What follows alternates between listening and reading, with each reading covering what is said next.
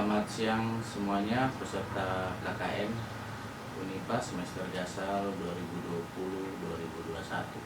Siang ini saya akan menjelaskan materi pembekalan KKN mengenai menyusun program kerja KKN semester dasar 2020-2021.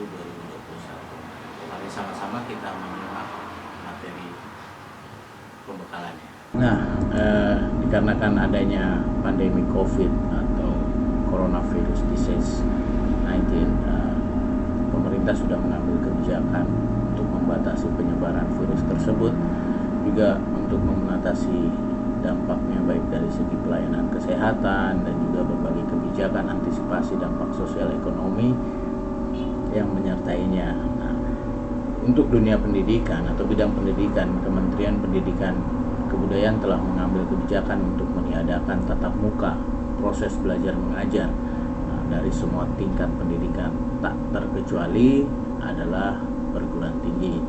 Nah, oleh karena itu mungkin teman-teman kita sudah melaksanakan pembekalan secara online ya melalui link YouTube LPPM ya.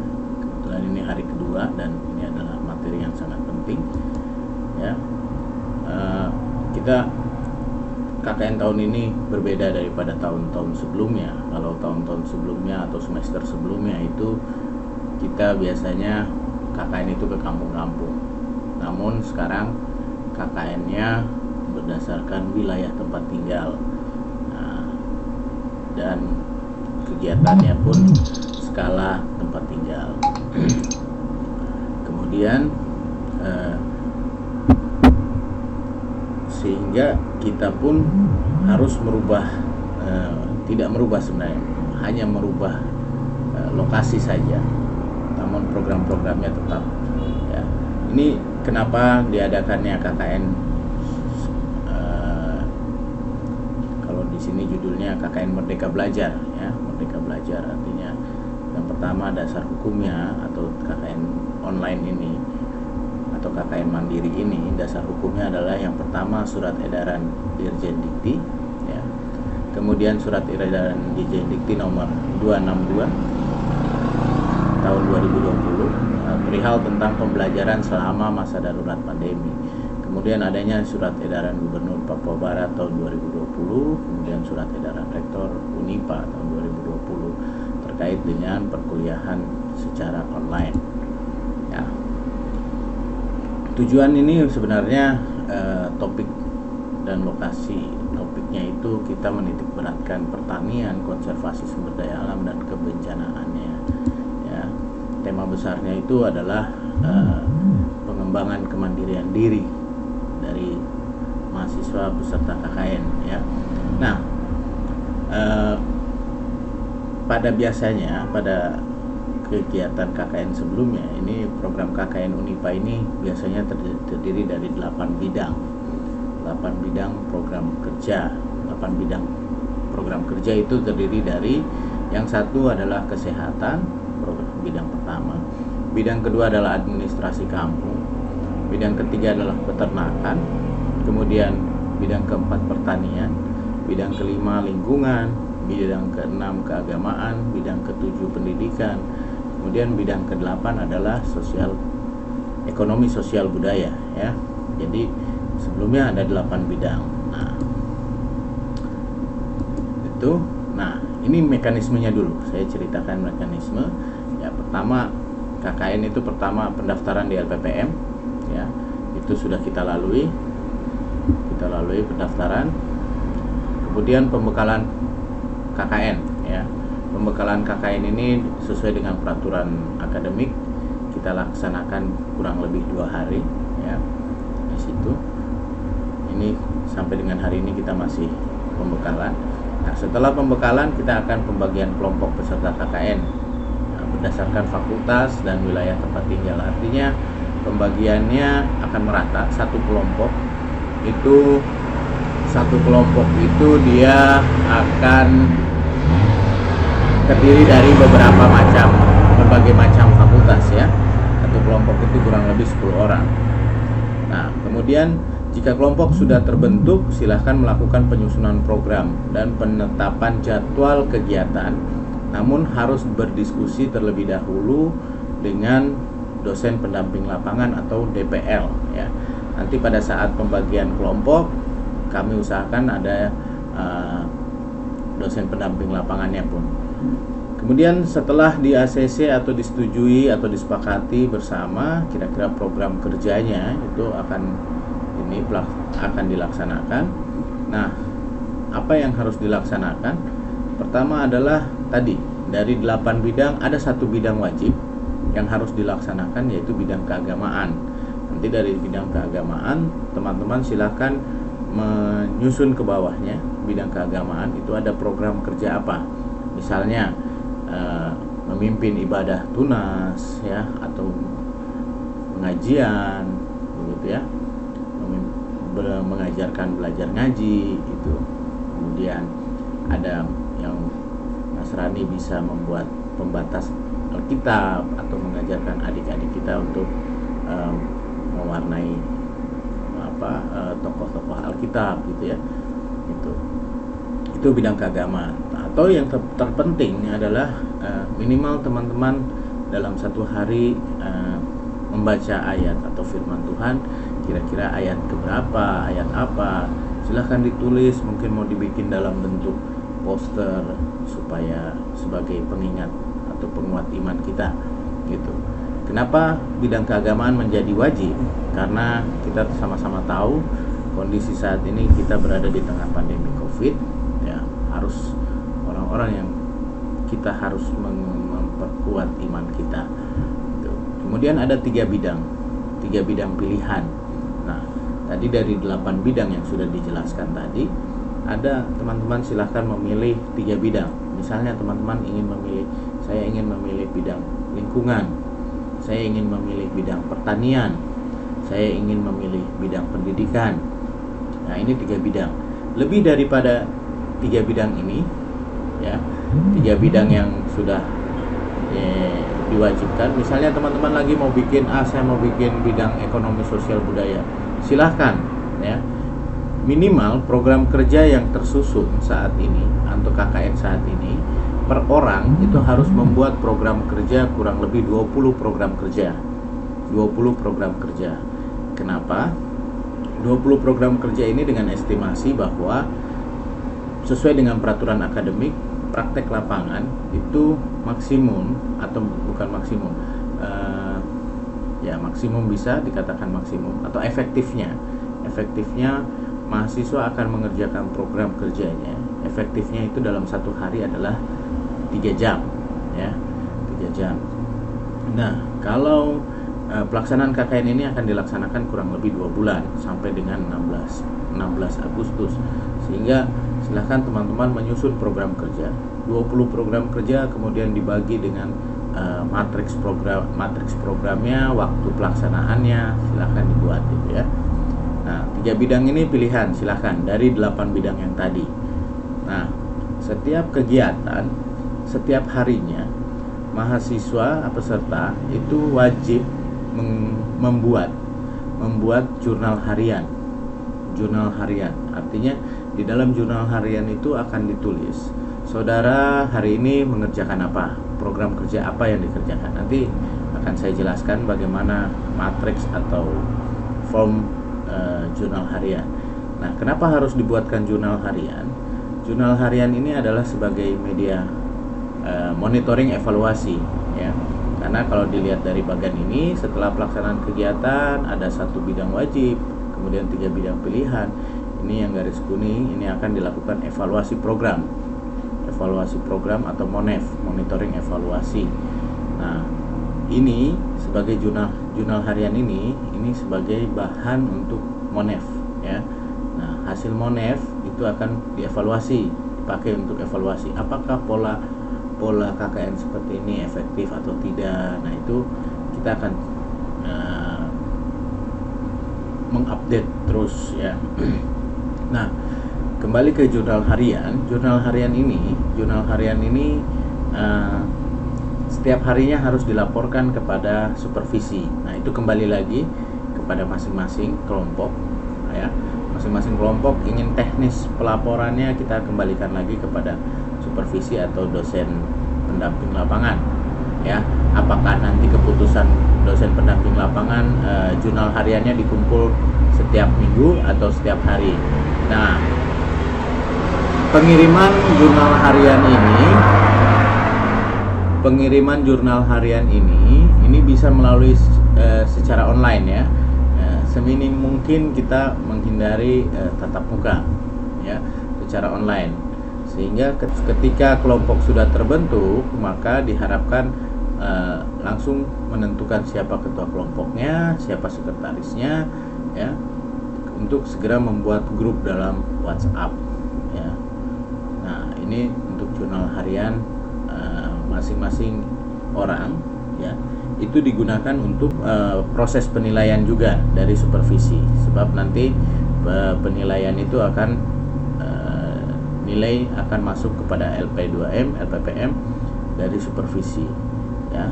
Kemudian apa sih yang menjadi output atau luaran dari kegiatan KKN ini, ya? Yang pertama adalah laporan KKN, ya. Teknis pelaporannya, format pelaporannya nanti bisa teman-teman cari, tidak jauh berbeda dengan laporan-laporan semester sebelumnya, ya. Outputnya yang pertama laporan KKN, video atau vlog, ya. Kemarin saya sudah jelaskan video atau vlog. Jadi teman-teman wajib membuat video atau vlog, ya, terkait dengan program kerja. Misalnya, ya, teman-teman, halo guys, saya mau hari ini kita ingin membuat program apa, ya, silahkan dibikin video pendeknya, gitu ya.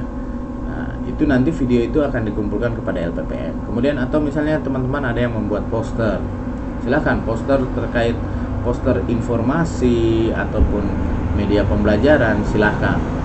Kemudian flyer bisa, ya, flyer itu seperti leaflet, brosur kecil terkait dengan informasi yang ingin disampaikan, ya. Atau media peraga pembelajaran, ya, media peraga pembelajaran, ya, mungkin teman-teman dari Fakultas Pendidikan FKIP mungkin mau bikin media pembelajaran. Nah, itu kalau kemarin teman-teman melihat materi dari Bapak Insar, itu ada media-media pembelajaran seperti apa. Ataupun misalnya aplikasi atau software itu kami persilahkan juga. Misalnya teman-teman yang dari informatika ingin membuat aplikasi atau software. Kemudian ada satu yang terakhir, ini adalah tulisan ilmiah atau artikel. Nah, silahkan teman-teman ini ingin mengangkat topik mengenai satu topik, hal atau apapun itu, silahkan kemudian tulis secara kaidah ilmiah, ya.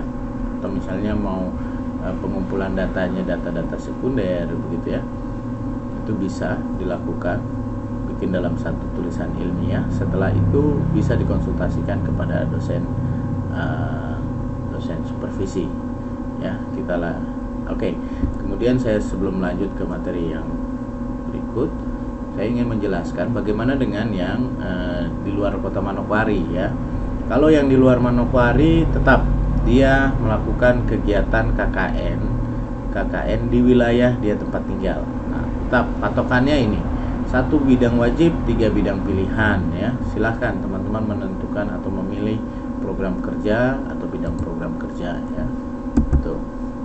Kemudian tetap membuat jurnal harian dan konsultasikan kepada dosen supervisi. Untuk yang di luar Manokwari, dosen supervisinya adalah dosen walinya, ya, atau dosen akademiknya, ya. Oke, saya lanjut. Nah, ini mekanisme pelaksanaannya. Jadi yang pertama, kami LP2M menyurati kepada wakil dekan 1 di lingkungan Unipa untuk memohon daftar nama mahasiswa-mahasiswi yang memenuhi syarat mengikuti KKN, ya, dengan syarat 110 SKS, IPK minimal 2,00.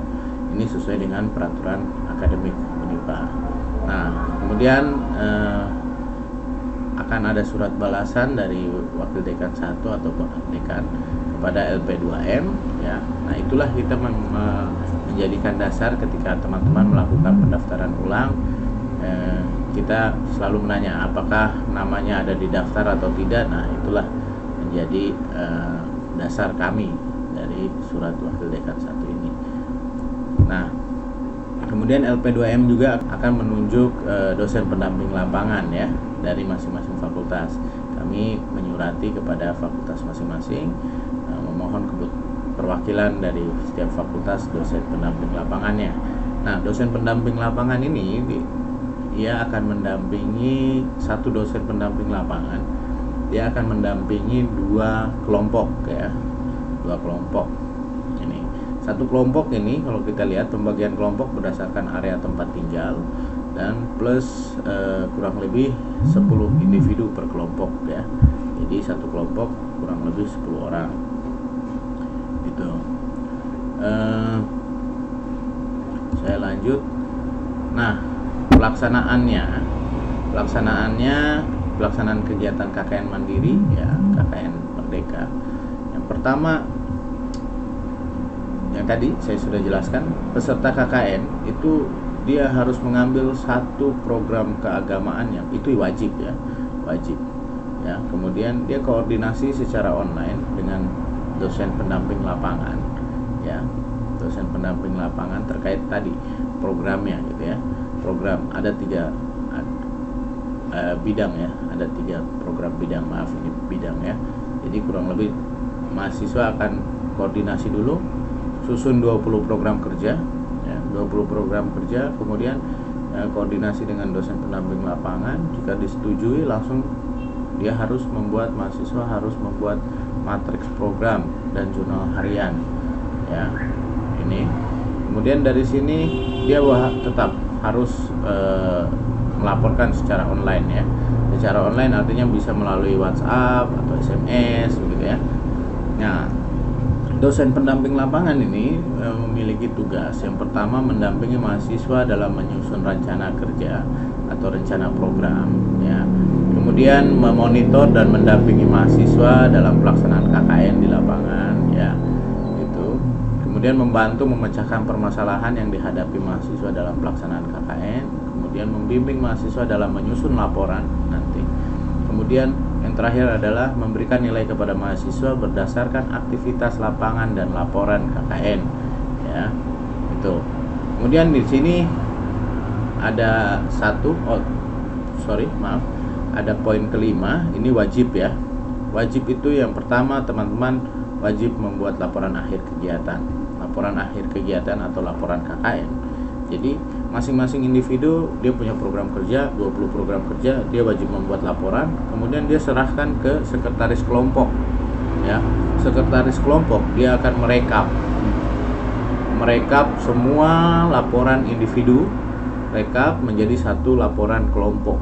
Nah, laporan kelompok ini akan dikonsultasikan atau dibimbingkan atau diasistensikan kepada dosen pendamping lapangan ya. Nah, kemudian vlog video kegiatan pelaksanaan program ya. Ini vlog video teman-teman dikumpulkan bisa langsung serahkan kepada supervisi. Artinya di sini jangan sampai ada nilai kejujuran yang kita mau lihat ya. Teman-teman benar-benar melaksanakan programnya atau tidak. Nah, kemudian ada satu naskah publikasi ilmiah yang telah dikonsultasikan. Diharapkan satu kelompok ada punya naskah publikasi ya terkait kegiatan yang sudah dilaksanakan. Ya. Oke. Ini adalah beberapa, misalnya begini. Tadi saya sudah jelaskan ada 8 bidang ya. 8 bidang di sini ada bidang kesehatan. Ini contoh saja ya, contoh program ya. Bidang kesehatan, administrasi kampung, kemudian peternakan, pertanian ya. Kesehatan ini adalah pendidikan keterampilan hidup, pemberdayaan masyarakat atau modul edukasi ya. Modul edukasi dalam rangka untuk mengembangkan pengetahuan masyarakat menghadapi berbagai krisis kesehatan yang disebabkan oleh pandemi. Ya, ini kurang lebih seperti ini bidangnya. Kemudian bentuk konkretnya apa sih? Nah, misalnya teman-teman mau membuat video pendek terkait sosialisasi pola hidup sehat ya, yang kemudian diupload ke sosial media, itu bisa. Kemudian mau membuat poster, flyer, informasi mengenai kesehatan, itu bisa. Kemudian media informasi lainnya juga yang relevan ya, itu misalnya mau bikin spanduk, silahkan gitu ya. Kemudian tulisan ilmiah terkait kesehatan, itu boleh. Kemudian administrasi kampung. Nah, ini mungkin teman-teman tidak ada gambaran atau mungkin masih bingung terkait program kerjanya ya. Ini teman-teman bisa bikin poster kecil. Misalnya teman-teman di wilayah teman-teman ini tinggal, taruhlah contohnya di Wosi. Di Wosi ini masuk kelurahan apa, tinggal di RT berapa. Ya minimal teman-teman bisa membuat data monografi kelurahan ya, tempat tinggal gitu ya. Itu. Kemudian tulisan ilmiah ini seperti apa? Tulisan ilmiah ini bisa seperti apa sih, ada cerita atau ada hal-hal budaya atau kebiasaan masyarakat di sekitar wilayah tempat tinggal yang bisa diangkat. Itu silahkan. Kemudian peternakan. Di sini ini bidang peternakan.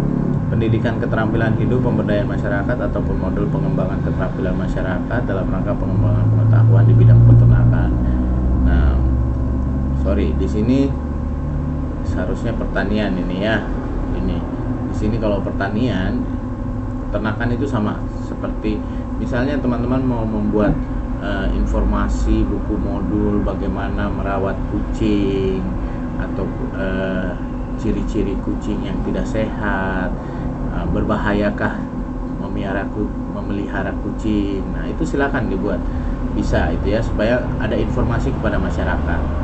Nah, di sini kemudian ada pertanian ya. Di sini keterampilan hidup, pemanfaatan pekarangan untuk pengembangan pertanian. Nah, pertanian ini banyak programnya sebenarnya ya. Yang tadi kalau teman-teman sudah melihat materi sebelumnya, di situ ada pemanfaatan pekarangan ya, pengembangan pertanian di lahan sekitar. Misalnya mau membuat bedeng pertanian kangkung, bayam, sawi ya, ataupun misalnya hidroponik yang menggunakan media botol air kemasan bekas atau jerigen bekas, atau hidroponik mengalir sirkulasi, ataupun hidroponik yang terapung ya. Itu bisa juga ada tulisan ilmiah terkait pertanian. Contohnya apa sih Pak? Tulisan ilmiah pertanian buat teman-teman, misalnya kita mau mencari data informasi secara statistik, misalnya dari kebutuhan pangan atau kebutuhan sayur selama masa pandemi, itu silahkan ditulis ya, bisa ditulis. Oke, nah, ini contoh yang lain itu adalah lingkungan ya. Lingkungan ini bisa sama seperti video, poster, flyer, pelagaan pembelajaran. Misalnya teman-teman mau membuat poster bagaimana menangani sampah rumah ya, atau menangani sampah skala rumah tangga gitu ya. Bagaimana sih membuat kompos sederhana di rumah? Nah, itu silahkan, bisa itu menjadi program. Misalnya teman-teman mau bikin leafletnya, atau saya coba bikin satu komposter atau alat untuk membuat kompos ya, itu silahkan, banyak ya itu. Kemudian pendidikan sama, pembelajaran, mengajar, teknis mengajar gitu. Ekonomi sosial budaya juga sama. Nah, ini adalah contoh matriks program ya. Jadi misalnya begini, ini kalau kita lihat di sini ada 1, 2, 3, 4, 5 ya, 4 lah ya, 4 kolom ya. Kolom pertama nomor, kolom kedua adalah bidang ya, kolom ketiga itu adalah program kerja ya. Nah, teman-teman wajib membuat kolomnya ini, matriksnya ini ya. Misalnya begini, ini tidak mesti satu bidang ini satu program ini ya di sini ya, tidak. Artinya begini, kalau misalnya keagamaan, dia pertama mengasuh sekolah minggu atau mengajar mengaji, kemudian atau membuat, ini dibuat susun ke bawah ya. Jadi bidang keagamaan saya membaca firman, kemudian mengajar ngaji misalnya ya, kemudian ada lagi membuat pembatas Alkitab, kemudian membuat pemilihan ayat-ayat penguat gitu ya, penguat iman gitu, itu ke bawah ya. Kemudian yang kedua bidang, nah setelah itu teman-teman tentukan nih, saya mau laksanakan atau pembagian batas Alkitab tanggal berapa, itu sudah direncanakan ya, direncanakan. Misalnya teman-teman merencanakannya, saya mau merencanakan di minggu ketiga, ternyata teman-teman merealisasikannya minggu ke-4 atau minggu pertama ini sudah selesai gitu ya. Oh, rencana tanggal sekian tidak terrealisasi, kenapa gitu, kenapa tidak terlaksana ya, mungkin nanti itu dibahas di dalam laporan. Yang berikut adalah bidang pendidikan ini, misalnya mengajar online, pembuatan aplikasi belajar untuk siswa-siswi gitu ya, atau mengajar untuk anak-anak PAUD gitu ya. Itu. Nah, teman-teman tetap membuat rencana programnya dulu, rencana bikin matriksnya, pelaksanaannya tanggal berapa direncanakan ya. Setelah itu kalau sudah semua program dibuat, ini kurang lebih nanti ada 20 program ke bawah. 20 program masing-masing bidang nanti teman-teman buat. Nah, setelah itu beri tanda. Ini dari tanggal, misalnya kita mulai tanggal 16 atau tanggal 19 Juni sampai dengan 16 Agustus itu dibuat kolomnya ya. Dibuat kolomnya, ini Juni, Juli, Agustus. Nah, tanggal-tanggal tertentu itu diisi. Jadi pelaksanaannya itu sudah jelas tanggal berapa ya. Pelaksanaannya tanggal berapa. Nah, itu setelah dibuat, disusun semua ya, semua sudah dibuat, tersusun, itu dikonsultasikan kepada supervisi. Nah, ini kalau misalnya pertanian ya, pertanian ini misalnya ada pembuatan tanaman hidroponik. Nah, teman-teman harus merencanakan nih, saya mau bikin hidroponik, berarti alat, bahan, semua saya siapin dulu. Kira-kira saya butuh waktu berapa hari? Misalnya 5 hari pelaksanaannya. Saya harus bolongin ember-embernya atau siapin medianya semua. Nah, itu 5 hari atau 4 hari. Nah, silahkan diberi tanda ini. Ini rencana ya, ini rencananya. Begitu. Nah, nanti kalau realisasinya bagaimana Pak? Realisasinya ini adalah nanti untuk di laporan akhir. Laporan akhir ya, realisasi baru ditandai. Jadi sehingga ada beda warnanya. Oke, ini contoh jurnal harian. Teman-teman wajib membuat tabelnya kurang lebih seperti ini, tanggal, kegiatan yang dilaksanakan, target pencapaian, paraf. Yang paraf siapa? Ya diri sendiri. Di sini kita mengajarkan kejujuran ya. Saya tanggal sekian saya kerja ini, kegiatan ini saya kerja tadi pembuatan hidroponik hari Senin ya. Hari Senin tanggal sekian saya membuat hidroponik. Target pencapaian, apakah hari Senin itu sudah selesai membuat hidroponiknya? Oh belum Pak, saya baru kumpulin botol, kemudian saya cuci, bersihkan gitu kan, bolongin. Nah, itu ditulis kira-kira berapa persen pencapaiannya ya. Ketika misalnya bikin hidroponik atau membuat bedengan penanaman, itu pencapaiannya menanam itu kan, kalau tanam kita baru tanam, setelah tanam program itu selesai, dikatakan selesai ketika sudah ada hasilnya ya, ada hasilnya. Misalnya saya mau tanam kangkung itu masa panennya 21 hari. Nah, sehingga kangkung tanam nih, sekarang buat bedeng. Hari ini targetnya buat bedeng, kemudian 2 hari buat bedeng, kemudian buat persemaian sudah buat 3 hari, kemudian tabur kangkungnya. Setelah tabur kangkungnya dipantau tuh kan, setelah 21 hari panen. Nah itu berarti sudah selesai. Nah target pencapaiannya ketika 21 nih, nanti di hari ke-21 pasti ada kegiatan yang memanen kangkung. Targetnya 100%. Nah tadi Pak, bagaimana ketika menanam atau membuat bedeng? Membuat bedeng berarti baru ya nanti teman-teman takar sendiri, misalnya ini baru 15% saya sudah buat bedeng. Setelah bedeng lanjut saya harus tabur. Oke, tabur benih misalnya. Tabur benih, kemudian setiap seminggu sekali saya menyiangi, mencabut gulma. Nah itu targetnya kurang lebih seperti teman-teman perkirakan 15%, 12%, 15, 20, ya itu otomatis persentase pencapaiannya itu akan bertambah ya, meningkat. Oke. Nah, ini jurnal harian. Ini jurnal harian ya, jurnal harian kelompok ya. Jurnal harian kelompok. Misalnya ini contohnya kegiatan.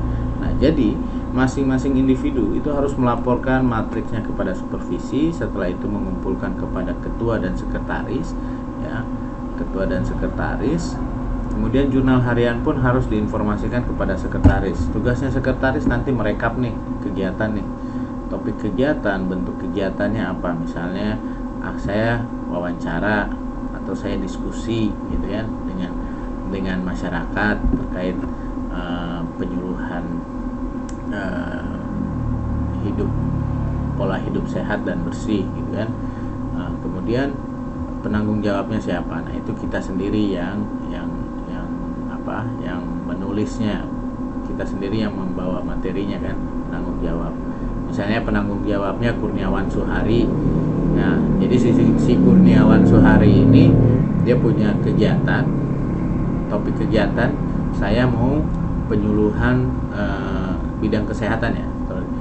Kurniawan Suhari ini dia mau program bidang kesehatan ya.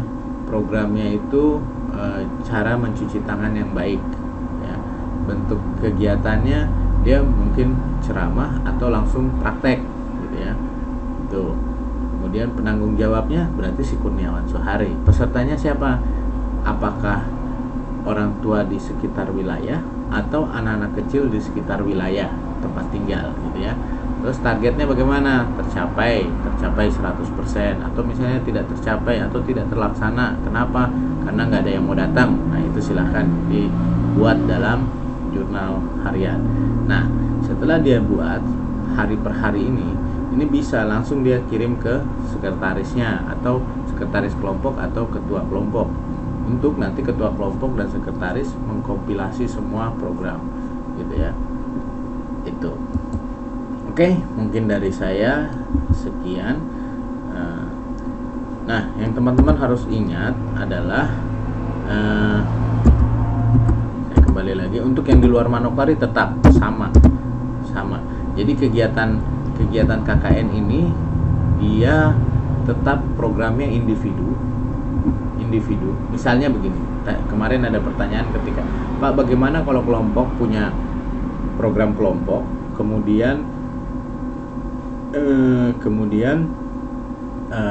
kita individu mengerjakan sendiri-sendiri di rumah, itu lebih mudah, lebih baik gitu. Artinya misalnya begini, ketika teman kelompok punya program adalah pembuatan hidroponik, setelah hidroponik ini dibuat ya jadi program kelompok. Nah kelompok 10 orang ini masing-masing membuat hidroponik di tempat tinggalnya. Nah dia akan buat hidroponiknya tempat tinggal, taruhlah semua menanam kangkung, atau bisa berbeda, hidroponiknya mau kangkung mau bayam itu berbeda juga boleh. Nah dari situ panen itu bisa, programnya bisa jadi program kelompok tapi nanti pelaksanaannya individu, atau misalnya ada individu yang mau kerjakan programnya sendiri, itu juga bisa ya. Nah yang di luar Manokwari juga bisa seperti itu ya. Oke, mungkin dari saya sekian dulu, terima kasih. Wassalamualaikum warahmatullahi wabarakatuh.